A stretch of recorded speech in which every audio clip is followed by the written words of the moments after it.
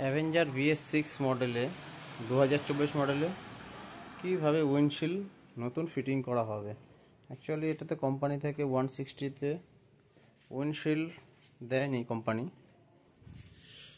ছিল হচ্ছে এই ছোট উইন্ডশিল্ড। এটাকে আমি চেঞ্জ করে আমি বড় উইন্ডশিল্ড এটাকে আমি ফিটিং করব।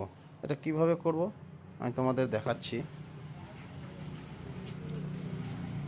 এই যে এইখানে যে নাট আছে, এই নাটের দিয়ে আমি দুটো ছোট পাতি বের করে নিলাম। বার করার পরে এই জায়গায় 13 নম্বর নাটের ফুটো, এই সাইডে 13 নম্বর নাটের ফুটো করে নিলাম। দু সাইডে দুটো সেম পাতি আমি বানিয়ে নিলাম। ওয়েল্ডিংয়ের দোকান থেকে দুটো পাতি বানিয়ে নিলাম। নেওয়ার পরে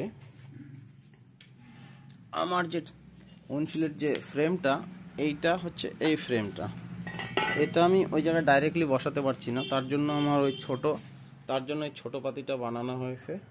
কারণ এটা আমি যদি এই নাটের সাথে যদি আমি ফিটিং করতাম তাহলে একবারে হয়ে যেত, কিন্তু এটার সাথে ফিটিং হচ্ছে না।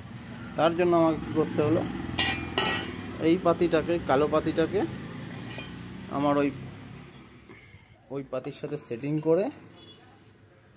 করে নিলাম।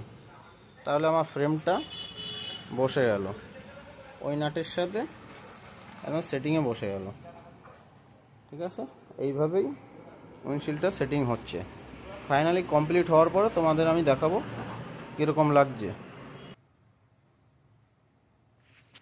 মেন ফ্রেম ফিটিং হয়ে গেল কমপ্লিটলি। আমাকে এই ফ্রেমটাই হচ্ছে সব দিয়ে ফিটিং করার টাফ ব্যাপার ছিল। এটা নিয়ে ভাবছিলাম কীভাবে সেটিং করব। যেহেতু কমপ্লিট মেন ফ্রেম যতক্ষণ সেটিং না হবে ততক্ষণ আমি গ্লাস লাগাতে পারবো না, তার জন্য ফ্রেম পুরো সেটিং হয়ে গেছে, পুরো সুন্দরভাবে সেটিং হয়ে গেছে। এবার ফাইনাল হচ্ছে আমার গ্লাস লাগানোর সময় এসেছে। আমি গ্লাসটা লাগিয়ে তোমাদের কমপ্লিট করে আমি ভিডিওটা দেখাচ্ছি। ফাইনালি কমপ্লিট হয়ে গেল আমার উইন্ডশিল্ড লাগানো। কেমন হয়েছে আপনারাই বলবেন। একটু টেনশনে ছিলাম কীভাবে ফিটিং করব, কীভাবে হবে, কীরকম হবে। ফিটিং করার পরে একদম ঠিক কীরকম লুকে চলে আসবে। Avenger VS6 model windshield fittings final হয়ে গেছে, কমপ্লিট। একদম পুরো একদম ঠিকঠাকইভাবে হয়েছে। বেশি কিছু করতে হবে না, পুরো সেটিংসটা আপনাকে নিয়ে আসতে হবে। আর দুটো শুধু পাতি ঝালাই করে নিতে হবে এখান থেকে। এই সাইজের